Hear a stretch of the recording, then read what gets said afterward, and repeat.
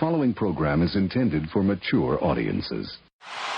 Iguodala to Curry, back to Iguodala, up for the layup. Oh, blocked by James. LeBron James with the rejection. Irving and Curry, one-on-one. Irving puts it up. It's good. Kyrie Irving from downtown. And the Cavaliers by 3. Iguodala to inbounds. Shumpert trying to stay with Curry. Catches. One dribble, steps back, puts up a 3. Won't go. Rebound tip taken by Spades. Final seconds. It's over. It's over. Cleveland is a city of champions once again. The Cavaliers are NBA champions.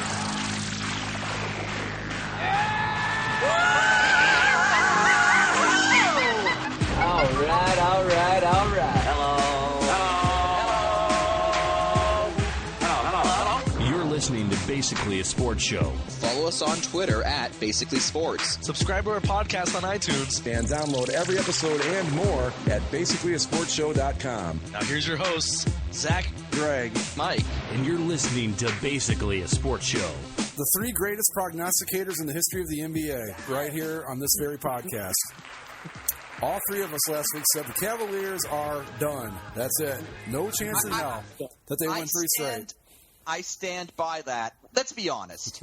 Did anyone really expect that? No. Expect what happened to have happened? No, not at all. I mean, they looked very much done at the time. Yeah. I mean, come on. After Game 4, it's like, okay, it's over. I agree. I totally agree. If you look at what they were up against and what they had to do, which is win 3 straight against the single-season greatest team of all time and do it twice in that team's building, I don't think anybody would have picked them to do it.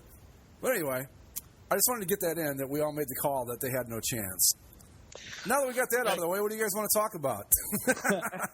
Do you have confirmation from any of your Ohio sources that Cleveland is still, in fact, standing today? It's still standing, and you know what? I got to say this. I'm very proud of my fellow Ohioans. I have not seen any reports of a riot or setting things on fire or anything of the sort. To be fair, do you need to set things on fire in Cleveland when the river will just do that on its own?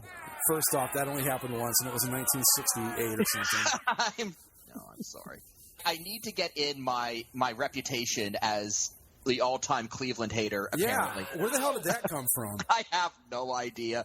But if someone's going to accuse me of being this massive Cleveland hater, by God, I'm going to earn it. So. Well, I told this person, I said, look, if anybody's the Cleveland hater on the show, it's me. I have said far more bad things about Cleveland than either one of you two have combined. I think between you and me, Greg, we tend to be more critical of our own home markets than of each other's. Setting aside the fact that it was Cleveland and all that, what a Game 7. I mean, wow. I got to say, that's got to be one of, if not the most exciting basketball games I've ever seen. It was really something. Usually a Game 7, 9 times out of 10, it's anticlimactic as hell. Usually Game 6 is where all the great action takes place, and Game 7 is just kind of the afterthought. But wow, we finally get a close game in the finals, and it was the last one. It was tight all the way through. Like I kept saying, like, you know, if it's a close game, I'll jump in, and it just. But every time I looked, it's just like they were within 3 or 4 points of each other. Yeah, I don't know where to start because I guess because we have to start somewhere. I'm going to go ahead and say it. I think, quote unquote, LeBlanc is going to go down in history as one of the great all-time plays. Absolutely. As soon as you see that, you just know that's like the way that he was able to hustle back and just he got it right before it was about to really go in. And if that basket goes in, maybe that changes the entire complexion of those final minutes. It absolutely does because it puts Golden State only. I don't remember what the score was when he did it, but I think they would have tied it, maybe. Yeah, but or they would have been down by 1. Those 2 points, it changes everything because all of a sudden now they're not down by 4 at the end; they're only down by 2. I'm assuming everything else plays out exactly the same way, and that changes the whole complexion of the way things have to go in those last 10 seconds. And maybe the Warriors aren't so desperate to hit one last 3 if they're only down by 2. Yep. I mean, you're right. It does change the entire game. And I think that block is kind of emblematic of what's I think is the most surprising thing about the end of that game. The Warriors, the high-flying Warriors, didn't score a point in the last 4.5 minutes. And that's something I wanted to bring up. Because, what was it? in Game 6 they didn't score for the first 7 minutes, they only scored 11 points in the first quarter of Game 6, and then in Game 7, last 4 minutes they don't score a basket. 4.5 minutes they don't score a basket. Look, I don't care if you are the Golden State Warriors and you can just hit 3-pointers on whim, and they did that last game in Game 7. I don't care. You can't do that. I mean, yeah, the Cavs looked absolutely dead at certain points of that series, but at the end of the day, they're still the number 1 seed in the East. They're still probably the second, or at the very least, the third best team in the NBA. You can't go on a 4.5-minute stretch in crunch time against a team of that caliber. I don't care who you are, and expect to win. You can't just be, we're the Warriors, we've got this. You've actually got to do something, and they were very emphatic on not doing anything at key points down the stretch in the series. I just think that there were things in that game. I tell you what, the thing that stuck with me was halftime came just in time for the Cleveland Cavaliers last night, because the Warriors were getting into that gear where they were about to pull away. And I think if that half doesn't end when it does, we might be talking about a repeat today. Because the Warriors, they'd finally kind of clicked, and I don't know if it was halftime or what caused it, but they just didn't seem to be able to get that momentum back. And then they had another shot early in the third where they were starting to pull away. But this Cavs team I couldn't get over it. They wouldn't quit. And then, of all things, LeBron gets fouled going up for that dunk and falls and hurts his wrist, and I'm like, oh, you've got to be kidding me. And I thought, I saw that happen. I just felt in my heart like, oh no. It's happening again. Right away, I'm going. We're going to be adding the injury to the long list of the Cleveland narrative. And I'm just sitting there and I'm watching. I'm going, look, just hit one. One makes all the difference. You don't have to hit both. Just get one. Get one free throw. Then he missed the first one. And I'm like, oh no. Yep. And I thought, oh my God, here we go. It's going to happen again. I don't know why, but it didn't. And they actually pulled it off. And all of a sudden, I'm sitting there going, oh my God, they did it. They actually did it. So the other thing I think that is kind of significant is the big three for the Cavaliers all did something down the stretch. Yep. Kyrie hits that big three to go up by 3. LeBron makes the block and the free throw. And that last possession, who ends up defending Steph Curry on the pick and roll? It's Kevin Love. And he did a hell of a job. I got to give him credit. Did a hell of a job. I got to say, he was played defense on Steph Curry for 10 seconds, Kevin Love. 10 seconds. That's all I need from you.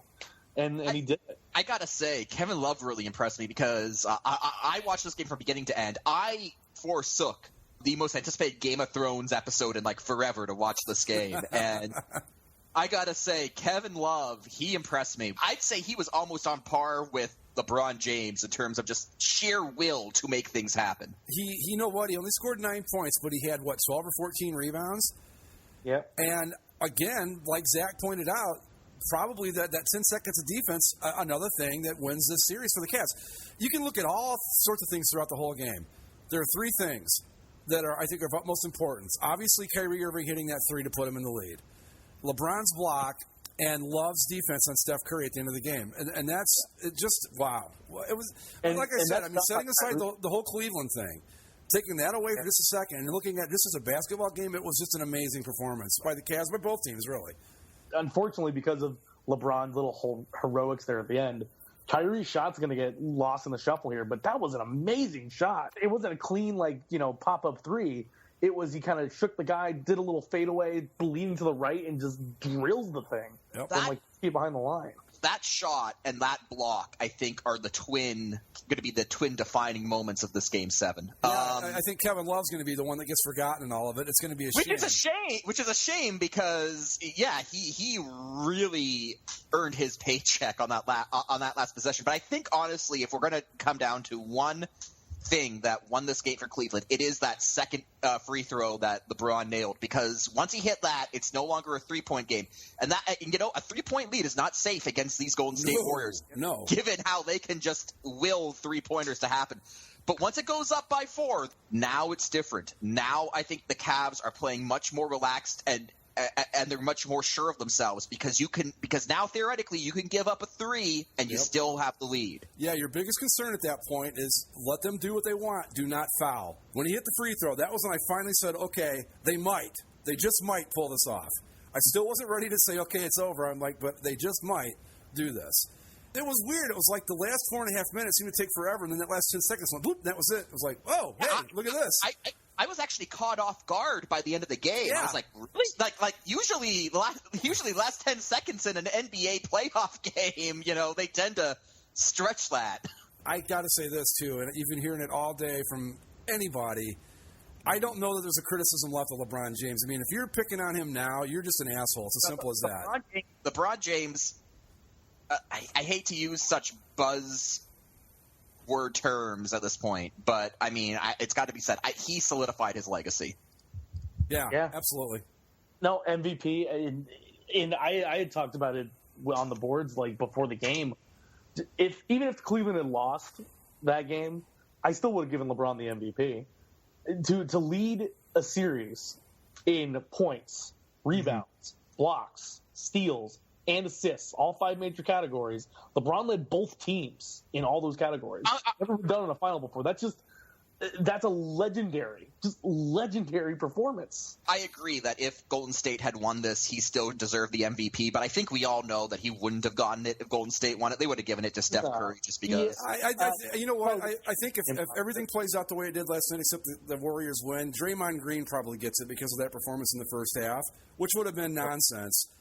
I really do believe, though, that after his performance last year when he didn't get it, I think this year might have been the year where they said, you know what, we're going to give it to the guy regardless of whether he wins or loses, because I've just never seen anybody have a series like that before. And I have been around a while. I got to see Magic and Kareem and Bird and all those guys in their prime. I never saw anything like this.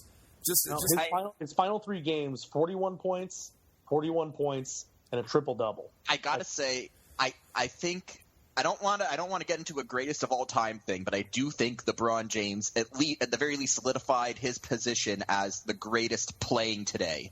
Oh yeah, definitely. Yeah, and you don't want to ever say like, okay, this one guy is the very best ever. I mean, you could probably make the case for Jordan. The way I look at it is that LeBron James has definitely reached that level where you go, okay, when you're talking about Jordan, Magic, Bird, Kareem, those guys, he's got to be part of the conversation too. He's reached that level. The other thing that stuck out from LeBron to me last night is kind of in that picture that I just put in the chat there. Mm-hmm. The emotion that he let out at the end of the game. It wasn't I want to compare the last 2 championships that we've had. You compare the leader of the Penguins, Sidney Crosby. They just won the Stanley Cup. Crosby's legacy is kind of reestablished, and we all think that he's now a great player, and he's won 2 championships, same as Mario. But the first thing he's doing is, we really fought hard and really excited. It was a team effort. It was a team effort. The team played really well. We fought really hard, and I'm happy to be here. Whereas LeBron, he broke down, and it wasn't an acting job by LeBron either. No. That was you emotion. Unless you are a professional actor, which LeBron James isn't, you cannot act. You cannot do that. No, that was totally legit.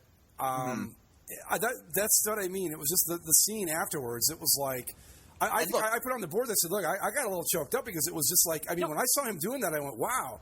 And it just kind of hit me. And it hit me that I had been following these teams in some fashion or another pretty much my whole life. And I'll be the first to admit, look, I'm not gonna sit here and try to convince anyone that I've been on board with this Cavs team from the beginning. I haven't been. And I've walked away from a lot of those teams. But at the end of the day, it hit me last night. No matter how hard I try, I'm still part of all of this. And that's what I think is the ultimate obviously the ultimate thing that convinced me that it's not an acting job by LeBron James is the fact that, again, unless you're a professional actor, you can't act that well. So it's obviously legit on the LeBron's part. But just something else on top of that, you mentioned just what you were just talking about, Greg. And you have to remember that LeBron James is a kid who was born and raised in northern Ohio. He's grown up with the legacy of, the Cleveland choking just like everyone else has.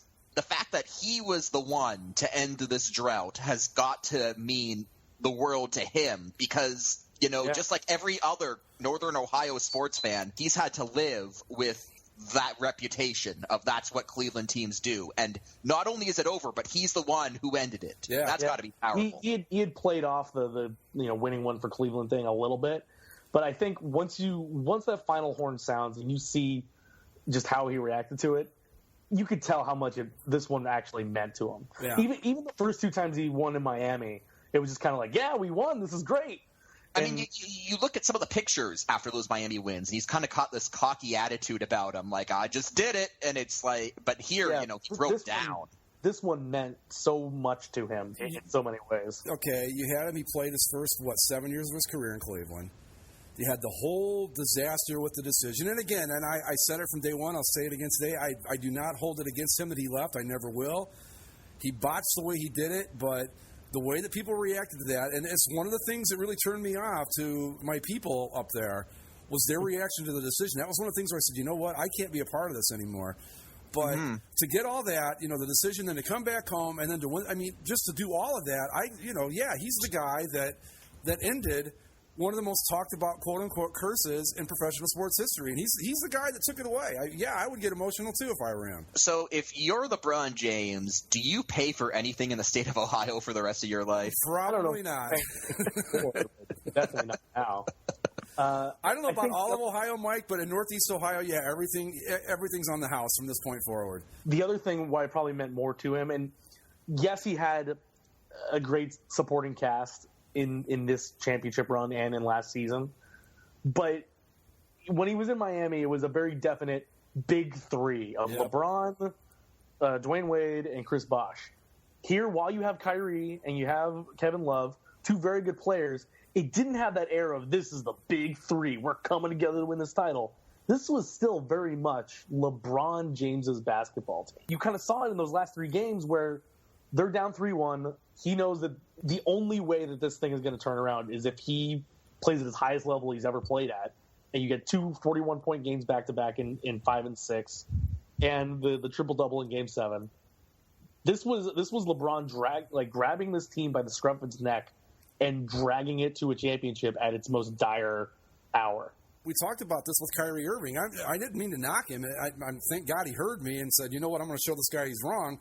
But I said last week that I think he's a great player, but he's not a guy that if you look at and say, okay, I need 3 guys. I need a guard, a forward, and a big man like Love to start a team with. I don't think he's the guy you're going to go to.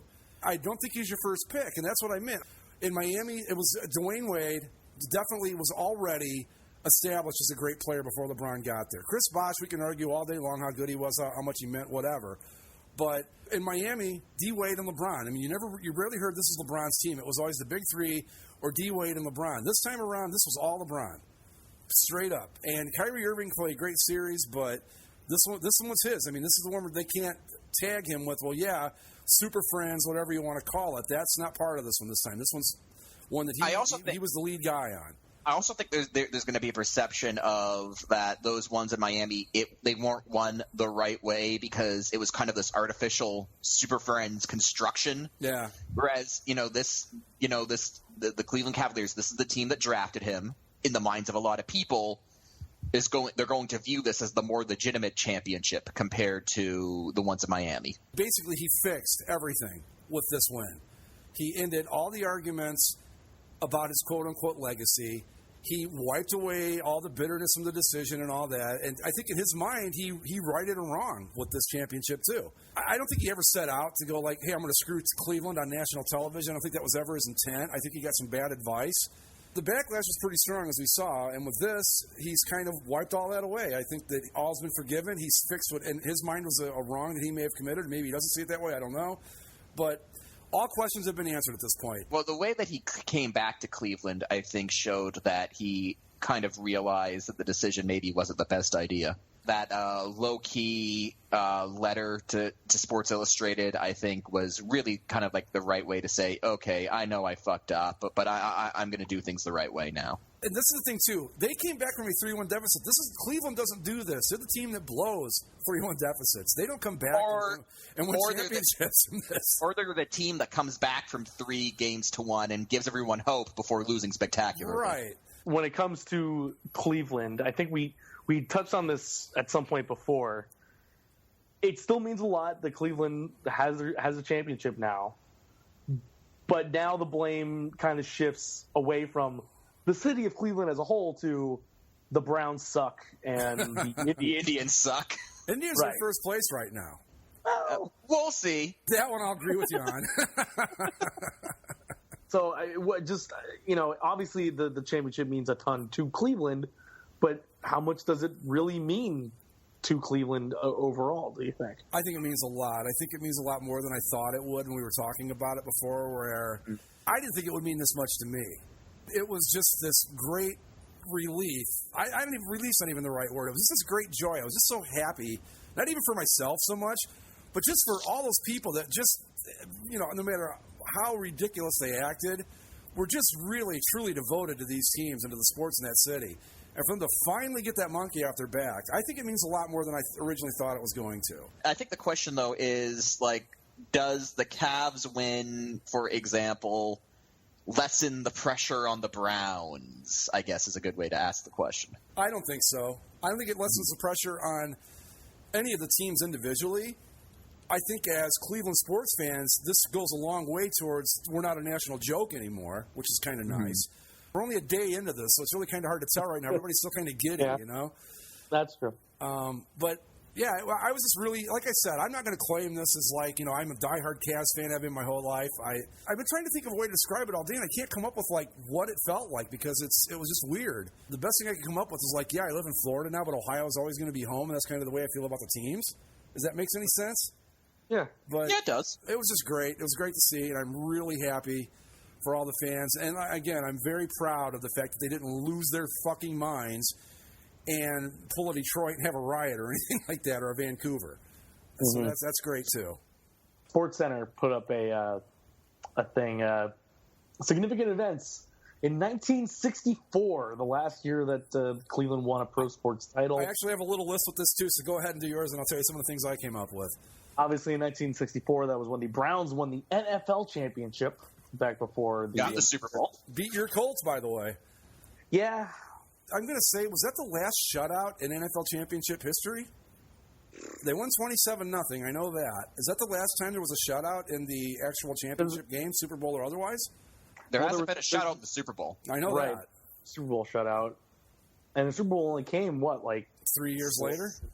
Yeah. Yeah. So, probably. But the little list ESPN had on SportsCenter, John Wooden won the first of his 10 titles.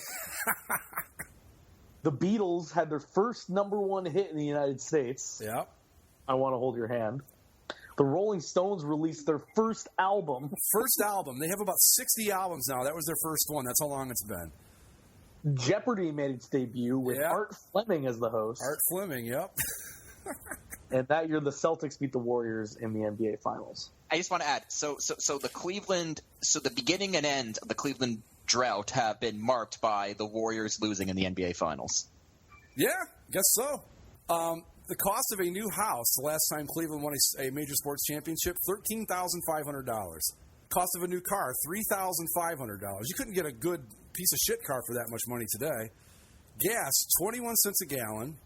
Brand new TV shows on the fall TV schedule that year. The Munsters and Gilligan's Island were brand new at the time. This is one I thought was interesting from a historical standpoint.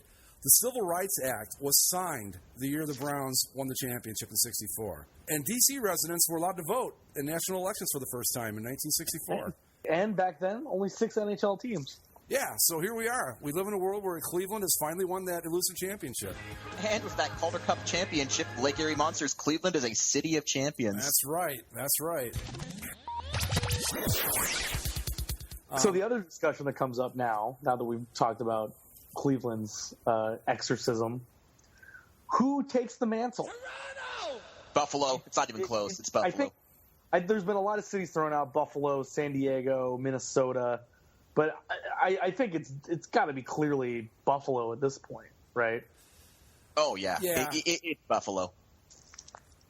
Because, San Diego has a little bit longer drought than Buffalo does, but San Diego hasn't had the crushing stab to the hearts that Buffalo's had.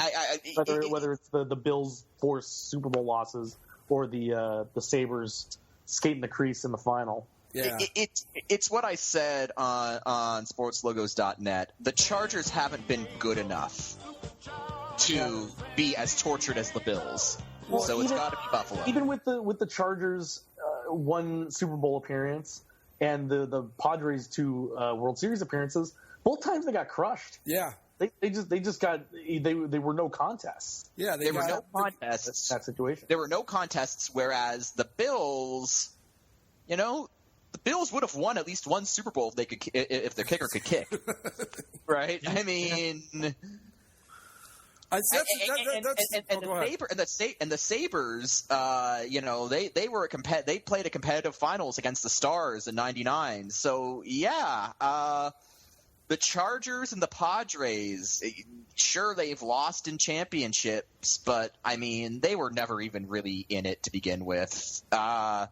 I barely remember the Super Bowl the Chargers were in, and I mostly remember my dad being like, "Oh, this thing's over," and the game wasn't even at halftime yet. So that game was over pretty much when the 49ers took the field. It was ugly.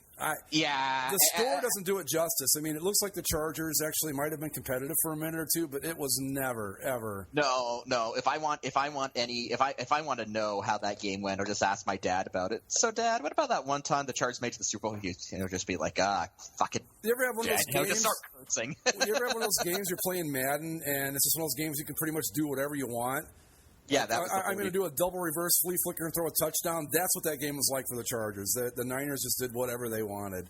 So yeah, but Zach's right. I mean, the Chargers, the Padres, they were never in it. Whereas Buffalo has had chances and they've just been, I don't want to say screwed, but they've had chances and it's blown up in the most spectacular fashion. And the Music City Miracle. It wasn't a championship, right? But I mean, that was a pretty big choke job or turn of events, however you want to describe it. Well, I was thinking about this because I said last night on the boards, I'm like, just this once. You think about the Bills. You got to think when you're at Super Bowl III of your 4 in a row, you're going, we've got to win one of these, right? And 4 straight tries and you don't get a single one. Yeah, I know the drive was crushing and the fumble and the shot and all that stuff, but man, oh man. To get there 4 straight times, and each year you're thinking, this has got to be the one. This has got to be the one. And it never is. And then that's it. It's over, and you haven't been back since. That's pretty rough. It's like that terrible question that people would put it out there. Would you rather be in the playoffs every single year but never win a title, or be last place every year but one year you get to win the title? I take the title. I take the title. You always do. Yeah. Some people, but you want to be competitive all the time. Yeah, but then you're never winning. It's like I'd much rather have one fluke run to a title than not. No, exactly, because if you go, you want to be competitive, I'll choose to be in the playoffs every year. Then you basically become the San Jose Sharks holding an off-center banner up in your practice facility that says playoffs. Yeah. With just years tacked on it. And you don't want to be that. Nobody wants to be that. Like with the Browns, I would have much rather had one Super Bowl win than all the 80s where they were competitive pretty much all the way through. Give me one Super Bowl win over that. I'll take it. I can't believe anybody would choose otherwise because winning a championship is pretty cool. Get your Cavs championship gear, Greg. Yeah. I remember you, Greg, you were saying how you still couldn't believe that you were seeing a commercial for Cleveland Cavaliers championship. It was surreal. It was really cool. But I'm going to get I'll get a Sports Illustrated this week. I'm sure LeBron will be on the cover, and that's going to be pretty much my memento from the thing. You know what? I was actually going to break out one of my Cavs jerseys and wear it last night, and I hadn't unpacked all my jerseys yet. It was like I couldn't find it. And then I thought, you know what? I'm not messing with anything here because I haven't done it the whole series. Why screw with fate? So I left it in the thing, and it worked out fine. Well, speaking of jerseys, though. We got to get to that. As is our wont, we pay attention to these sort of things. The one downside. Cleveland's defining moment. They finally break the curse, and it's in a sleeved black giant logo on the front, shoulder number jersey. And the best part is, like, LeBron's playing the whole thing with the sleeves ripped, so it's not tight on his shoulders. It's just one of those things. They won their championship, the elusive, been dying for it for 52 years championship, and the ugliest uniforms in the history of Cleveland sports. This has got to be like the biggest case of a feel-good moment. I don't want to say ruined, but just it kind of just makes you go, like, why couldn't you just wear the regular road uniforms? Yeah. Well, and two, since they were going to win on the road, wouldn't it have been awesome for them to lift a trophy over their head with Cleveland on the front of their jerseys rather than C? I said this on the boards too, and I'm sorry for our non-boards listeners that I keep going there, but I had a lot to say yesterday. Oh, yes, you did. God, now I forgot what I was going to say. Jerseys, right? Related. Yeah, it was. I said, you know what? I would have taken literally any Cavs jersey that they've worn in their entire history over this thing. Any single one of them would have been 10 times better. Even those god awful, ugly things they wore in the mid '90s, with the paint stroke across the front. I would have preferred those to these things. They're so bad. Since we're talking about cities and curses and all that kind of thing, I think we were all in agreement that even though the Sharks lost the Stanley Cup Finals, it wasn't a choke. They didn't San Jose Sharks their playoffs. Did they pass that mojo on to their Bay Area brethren? Did the Warriors go, okay, Sharks, you didn't choke this postseason. I guess we'll have to do it. We'll go ahead and take care of that for you.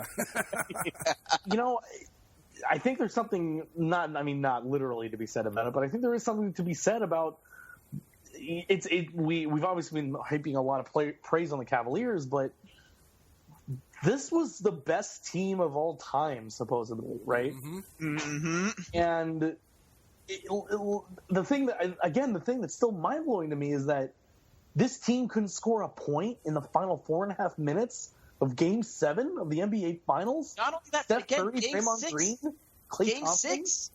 Yeah. You know, they had a shot. If they win Game 6, they win it. It doesn't even get to Game 7 if they win Game 6, and they couldn't score for 7 minutes to start the game. Thing too, like in those final 4 minutes, yes, the Cavs played nice defense, and you have the LeBron block, but it's not like they didn't have their shots. Right. Mm-hmm. They just missed. Both they teams. picked the worst time to just miss. Wasn't it 89-89 for like 4 minutes?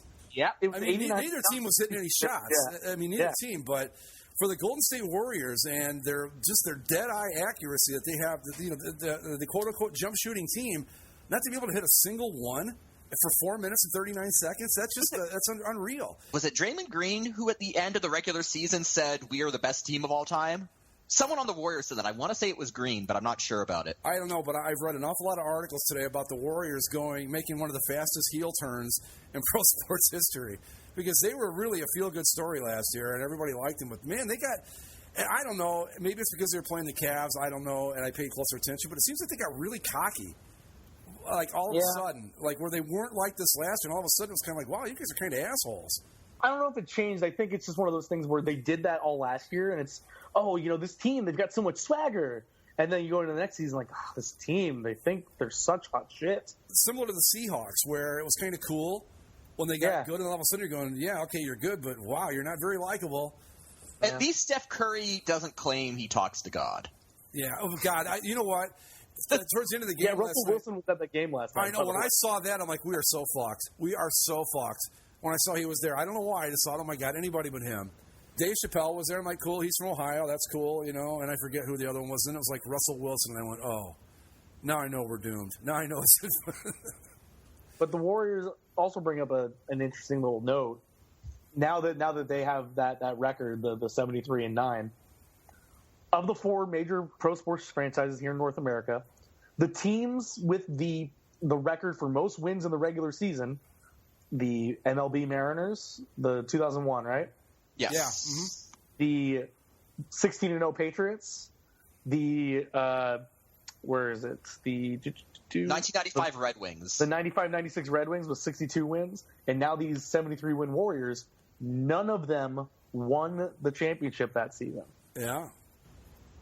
Yep. The only team that had done it previous was those 72-10 Bulls. But, the Warriors, 73-9 in the regular season, 15-9 in the playoffs. They lost as many games in the playoffs as they did the entire season. Oh, wow. I did not know that. Yeah. I got to think, though, when you go 73-9 on the season, you've got a 3-1 lead in the finals, you got to close it out, right? You can't let this happen. You've got to, and that's why I brought up the Sharks, because this was a classic San Jose Sharks snatching defeat from the jaws of victory. I mean, they had completely manhandled the Cavaliers in 3 of the first 4 games. They're up 3-1. And then this is a team that had run roughshod over the entire league in the regular season, winning 1 out of the next 3 games against the Cavaliers. And the Cavaliers, again, good team, but winning 1 game in 3 should not have been hard for this team, for this Golden State Warriors team. Well, like we said last week, it almost seemed inevitable. Like you're just not going to beat these guys 3 straight times, especially when you got to do it twice in their building. I mean, you're right, Mike. No one. Maybe, I'm sure there's somebody out there probably that said, "Oh, the Cavs are going to do it." I mean, I'm sure there's always that one guy, but as a whole, or the consensus was there is just no way they're going to do this. It's over. And you got to close it out, and to not be able to get even 1 out of 3. Well, that's something else that came up too while we're talking about this. Do you guys think that them going for the record towards the end of the year had anything to do with this? Like they just kind of ran out of gas at some point? I don't think it was a case of them running out of gas, because the Warriors team that I saw last night didn't look winded. They didn't look tired. They just didn't look as good. Yeah. For lack of it, like I don't think it was a case of them running out of gas as much as it was that LeBron James and the Cavaliers just beat them. Yeah, well, I think LeBron had one of maybe the greatest finals performance of all time. That block is, I don't know if it's the best one. Somebody said it was the best block in NBA history. I've heard that a few times. I don't know. I've not seen all the blocks in NBA history, but I gotta think it's one of the really, really good ones for sure. Wow, what a cool thing to see. And Cleveland, thank you for behaving, and it's finally over. So, like I said on Facebook yesterday, okay, so now what? Yeah. Does the city of Cleveland lose its identity with this? I thought about that. I don't know. I mean, now you're just another, pro sports city, basically. Mm-hmm. I don't think the drive and the shot and the fumble, they don't go away, but they're not important anymore. Really? This just tells me that if the Warriors were serious about winning, they would have suited John Elway up. That would have done it.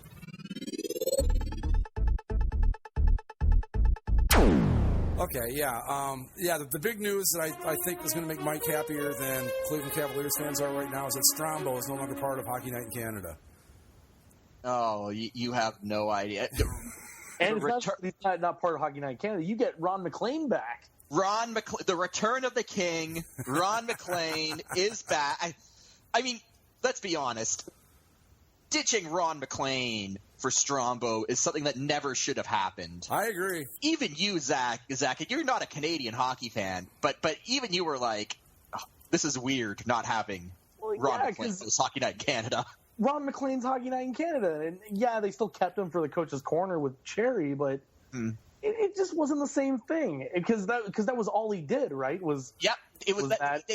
They stuck him in some kind of they sent him off to the fucking tundra to host hockey parties for Hockey Night in Canada, small communities up north, and it was it's Hockeyville, and they cut to Ron McLean for I don't know, 15 seconds to be I'm here from Yellowknife. It's well, that's great. You've shipped Ron McLean off to the tundra. Congratulations. So it's going to be McLean's coming back now. Is everything else stay the same, or are they making other moves? I think that's it. Okay. As far as I know. From the production end of things, nothing's going to change there. But the big news is, Ron McLean is back at his rightful spot hosting Hockey Night in Canada. Strombo can be co-signed to the dustbin of history, because the thing about Strombo is that they justified him by saying okay, we need him because he's gonna appeal to the younger crowd. Now, I have talked to many a Canadian hockey fan about this, No one likes George Strombo. No one. Doesn't matter if they're old, if they're young, male, female, doesn't matter. Nobody likes him. Nobody. And everyone, it was like, they should just bring Ron McClain back. And that's what they did. And maybe, every Canadian team missing the playoffs was a good thing, because apparently the decision is that the decision to do this was the fact that ratings for the Stanley Cup playoffs were down this year in Canada. Obviously, that was partially due to the fact that there were no Canadian teams in it this year. But I guess the suits at Rogers were like, someone's got to take the heat for this, and it was Strombo because, he was the guy. I think it's also Strombo's fault that no Canadian teams made the playoffs. Oh, obviously it is. Yeah. He was in the arenas, doing the shows. He was, his cologne probably wafted in some locker rooms. He kind of made the players dizzy. Nobody can play, if all you're smelling is George Strombo. That's just unpleasant. I think that I could probably get Mike to blame Strombo for just about anything that's wrong in the world. My response to this news is the end of Return of the Jedi. That is my that's my response. I figured you were pretty happy about the news that he was. I was very happy about that, and I was pulling for the Cavs in the NBA Finals, and so the Cavs win it all in one of the best basketball games I've ever seen, and then Strombo gets the can, and they bring back Ron McClain all within the span of 24 hours, and it's like, oh well, but this is just fantastic. And then to top it all off, the Toronto Maple Leafs get a new goalie, and it's just, this is the happiest day. So your goalie is our old goalie. Yeah, which one did they get, Zach? I didn't see. Anderson. Really? Frederick Anderson. Yeah. Okay. So they're going to stick with Gibson. They immediately signed him up to a 5-year deal. Gibson's the Ducks guy going forward, yeah. Okay. And that was kind of expected. The stupid expansion draft is throwing so many wrenches into people's things. Because the expansion draft is going to be next year, and you can only protect one goalie, and I think it was 2 defensemen and 5 skaters, or just 8 skaters total and 1 goaltender. But because the Ducks were going to have 2 good goalies, and they still had to choose, they were going to have to trade one of them at some point, or lose them in an expansion draft for nothing. Yeah. So they traded Anderson. At least he's in Toronto. Because a lot of people were thinking, well, maybe we have to trade him to Edmonton so we can get a forward out of them. And I don't want to trade goaltenders within the division anymore. They've done that enough, and it's come back to hurt us a couple times. So I'm happy with him being in Toronto, and that Toronto signed him. So you were worried that maybe Toronto would get him and then trade him to L.A. or something just to... The first thought was, at least it's the Leafs. Or if the Leafs trade him for more stuff. Oh, no. I mean, it was smart for the Leafs to sign it because, the Leafs are in the middle of a rebuilding phase, and the goaltending is obviously one of the big pieces that needs to be addressed. And Anderson is a quality goalie. So yeah, Anderson's a quality goalie. You have some nice young defensemen, and you're going to get Austin Matthews. Dare I say, things are looking up in Leafland. I know, right? Look out, huh? Here's another thing that kind of comes out of the Cleveland thing. Does seeing LeBron go home and win a title, ending a drought, inspire Steven Stamkos to do the same? That's what was a legitimate discussion topic on TSN yesterday. I mean, at the end of the day, Steven Stamkos is going to do what Steven Stamkos wants to do, regardless of what LeBron James may or may not do. But the reason why I'm being pessimistic about it is because apparently at the end of near the end of the trading period, coming up on the trade deadline this past season, Stamkos Stamkos basically said he wanted to be traded to Buffalo. Tampa opted not to do that, and so a lot of people are saying, "Oh, he just said that because he knew they wouldn't trade him to Buffalo. That really wasn't who he wanted to go with." But signing with Buffalo under the pretense of it's close to home but without the media pressure is such a Southern Ontarian thing to do that if Steven Stamkos ended up signing with Buffalo because I get to be close to Toronto without actually playing for Toronto, be like, yeah, that's about par for the course. I don't think they get Stamkos, but I do think, like you said, Zach, good goalie, good young defenseman, Austin Matthews. So there's plenty to be optimistic about. At this point, I'm just considering if Stamkos does end up signing here, that's just gravy. What else was I going to bring up while we were talking about media? It appears that the people at ESPN aren't too happy to see Skip Bayless go. Did you guys see some of the comments that have been made? Yes. Yeah, pretty funny, huh? So great. Scott Van Pelt, I actually have it pulled up. Here's Scott Van Pelt on SportsCenter last night, how he signed off his little commentary segment on the Cavaliers as NBA champions. With LeBron James now unimpeachable. Back-to-back 41-point games and then a triple-double in Game 7 on the road, and that's the end of it. It is time to find a new axe to grind if you have made your living ripping him. Find a new axe. Skip Bayless. The only thing he left out was Skip Bayless. Even during the game last night, Skip Bayless is still trashing LeBron, and of course people pull up his tweets from 2014, which said LeBron James will never be as big as Johnny Manziel in Cleveland. I mean, at some point, he's been trolling us for a very long time, but at some point you just got to go okay, I just look stupid now. I understand you want to die with your opinions and all that, but for fuck's sake, Yeah. I gotta say, because it's obviously a troll job, I have to admire his commitment to go down to the final. He's still fighting it, but he'll be at Fox Sports 1 soon enough and be teaming up with Colin Cowherd. Oh, God.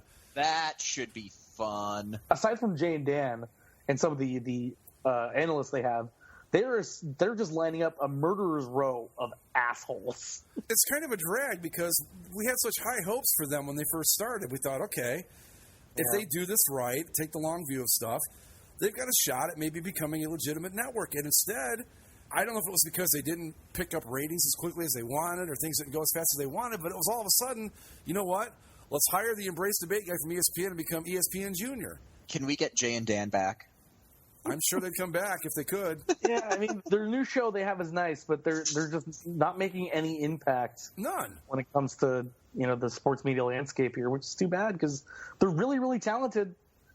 But, as much as I like having them here, they probably just need to go back because for their own career's sake. Yeah. They're making plenty of money down here, but for their career, it's just they'd be so much better off in Canada. At least they'd be able to, do things. Well, they were the main guys on TSN, right? Yes. And now they've been reduced to basically doing a one-camera show. It's a cool show, don't get me wrong, but it's a long way from what they used to be doing. It's what you said, Greg. They were unrealistic. They didn't take the long view of things, and they panicked, and now here we are. Ladies and gentlemen, Zach's Tabs. Zach's Tabs! Cleveland City Champions Edition! Some news from the UEFA Euro 2016 Championships. That's soccer for you two. Some controversy with the jerseys of the Swiss national team.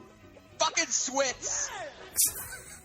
In their game the other day with France, a very, very... I know you guys think soccer can be dull, or it is dull all the time, but this one was a truly dull soccer game. No way. France-Switzerland played to a 0-0 draw, and it wasn't even like a competitive one where it's like, oh, that was almost, they got some chances, and it was just great defense and goaltending. It was like, nah, this is just a very bad soccer game. Well, I mean, Switzerland's always neutral, and France always surrenders, so I don't know why I expect an island team to actually accomplish anything. Very, very true.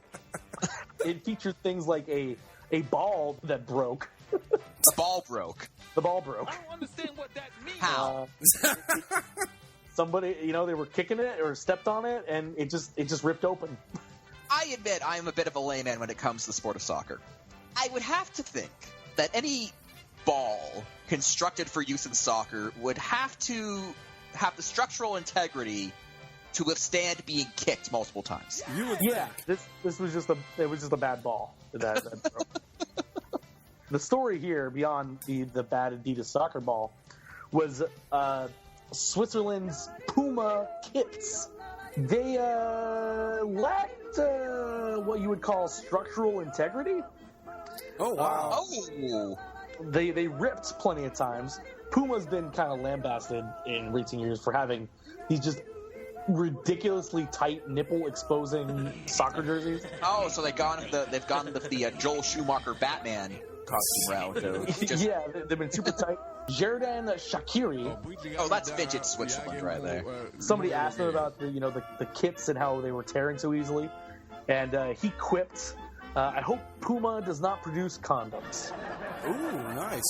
That's pretty funny. I mean, again, this might be my relative inexperience with soccer, but from what I understand, Puma is traditionally kind of considered on the lower tier of manufacturers. Like, you've got Nike, Adidas, and then Umbro, but Puma's kind of, I've always thought they were second tier in that department. Yeah, Puma is like the third or fourth name when it comes to soccer kits. I've got breaking news, guys, by the way, if you want it. Ooh, okay. The infamous Browns quarterback jersey is being retired since the Cavs have won the NBA Finals.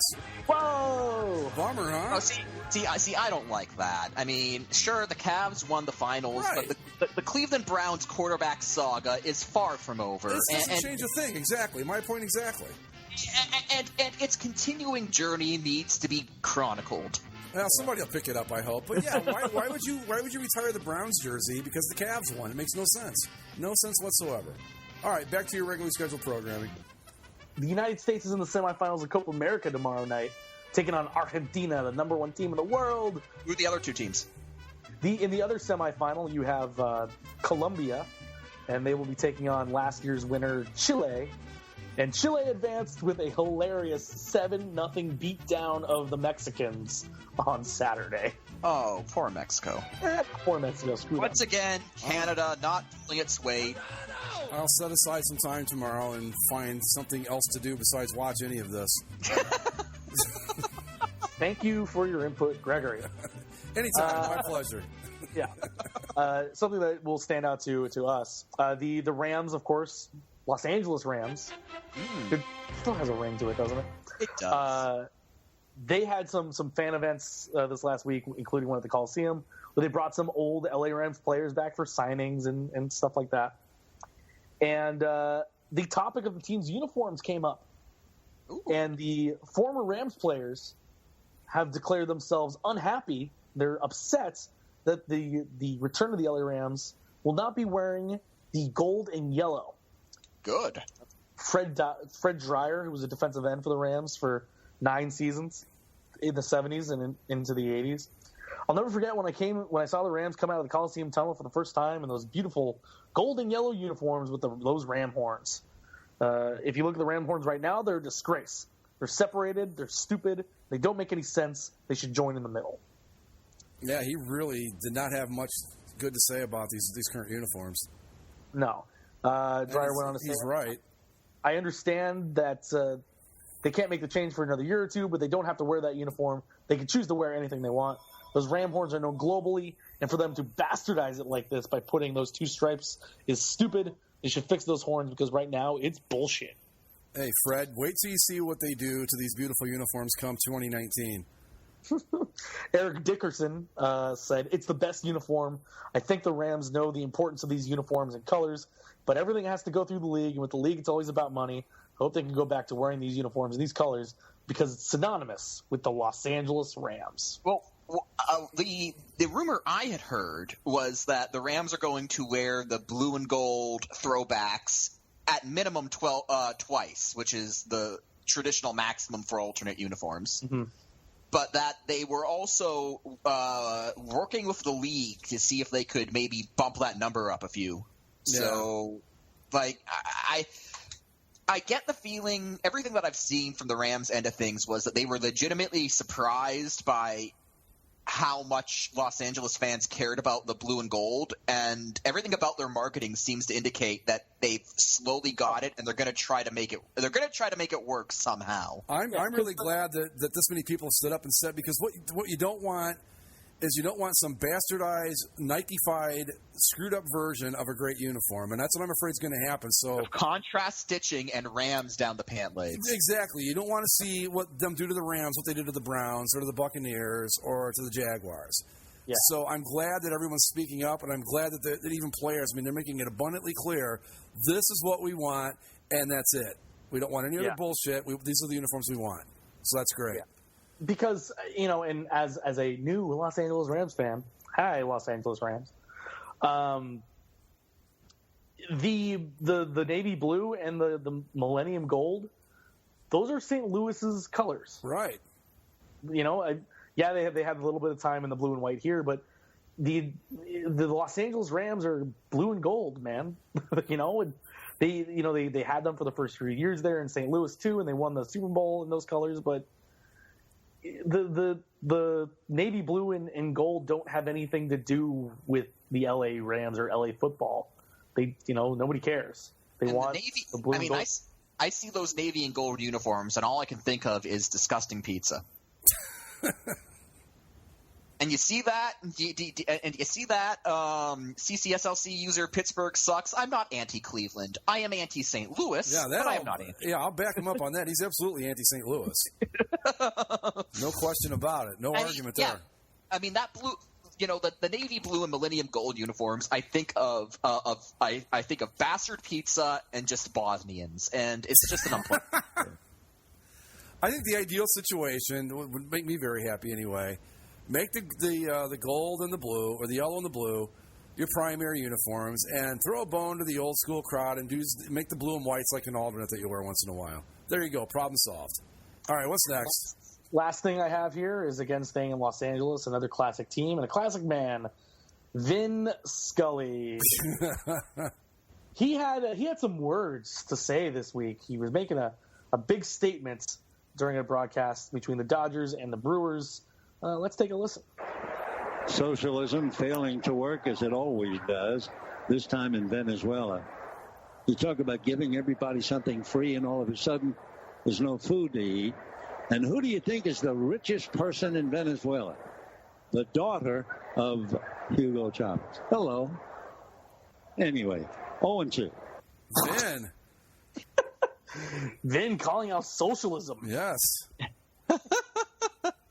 Vin is a big-time supporter of the Republican Party. He's donated roughly between $1,000 and $2,500 every year to every Republican presidential candidate and John Boehner since 2004, except for Donald Trump this year. So I had no idea that Vin was a Republican until I read that article. I had no clue. Honestly, I have a feeling I disagree with Vin Scully on a number of political points, if that hypothetical conversation ever happened. But I'll say this. He's right about Venezuela. That place has been in an economic tailspin since the Chavez regime took over. So good on him for saying what he said. He's right about this. I am just really happy that this thing didn't turn out to be a bigger deal. Because I was really concerned, when that happened, I'm like, oh, my God. The usual suspects are going to lose their minds, and there's going to be all this nonsense about Vin Scully politicizing a baseball game and all that, and nothing really came of it, so I'm thrilled. But nobody can really disagree with him because Venezuela is a basket case because of their current regime. Yeah. What are you going to say? He's wrong? No. Everything he said on this subject was correct. Yeah, so, I wasn't concerned about Scully said something that was wrong. I wouldn't call him out because he's Vin Scully. Right. My concern wasn't Vin Scully could convince me it was the truth. Well, yeah, really. I'm not concerned about the accuracy of what he said. I was just worried that, he mentioned politics during a baseball game. That's, got to lose our minds. Isn't it perfect that we talk about this story on the episode where we previously talked about how everyone feels the need to do a hot take? And here, Vin Scully laying down the hot take on Venezuela. Is that it? That's it. All right. Well, follow us on Twitter at Basically Sports. You can listen to all the episodes on our website, basicallyasportshow.com. Subscribe via iTunes, Stitcher, Spreaker, and YouTube, and find us on Facebook. We now live in a world where a Cleveland sports franchise has won a championship. Woo! Cleveland. You're not Detroit.